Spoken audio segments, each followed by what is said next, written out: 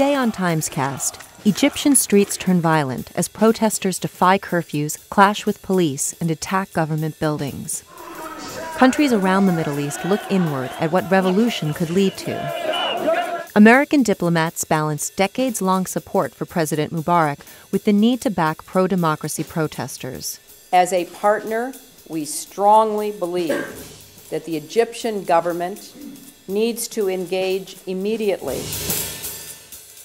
These are the largest demonstrations that the city has seen in decades. They started soon after Friday prayers as protesters marched and tried to reach Cairo's downtown. Downtown Cairo was an unbelievable scene tonight.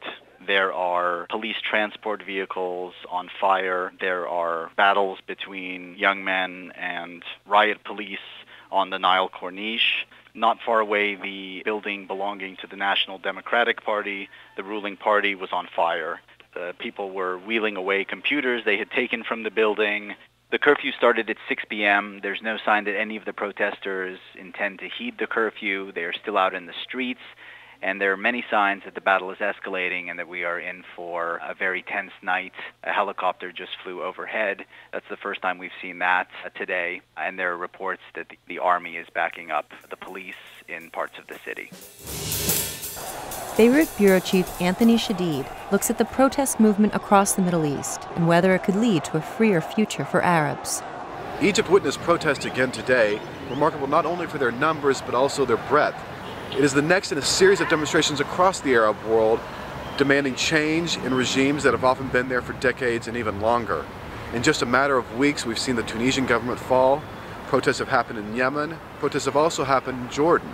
Where these protests go is the big question, whether they will be contagious and whether they will have repercussions on basically an American-backed order that's been in place for many years. A columnist in a Lebanese newspaper perhaps put it best. He said that whatever comes out of these protests will be better than what we've had before, a status quo that is stagnant, that is corrupt, that is unresponsive to the demands of its people. Not to say that these protests in each of these countries are necessarily the same. Egypt has its own problems, as does Tunisia. In Yemen, it's often a confrontation between the government and an opposition that's very well established. But they do share a narrative of reform and the need for that reform. Analysts, activists, and politicians are at odds on where these protests are going to go. Is it perhaps just a moment, a collective moment of protest of what we've seen in the Arab world for so long? Or is it the beginning of something different, of say an Arab Spring, of change that's going to affect every government in this region? That's still unclear. Neil McFarquhar looks at the fine line America faces between supporting a longtime ally and a popular revolt calling for greater democracy. And the Egyptian government needs to understand that violence will not make these grievances go away.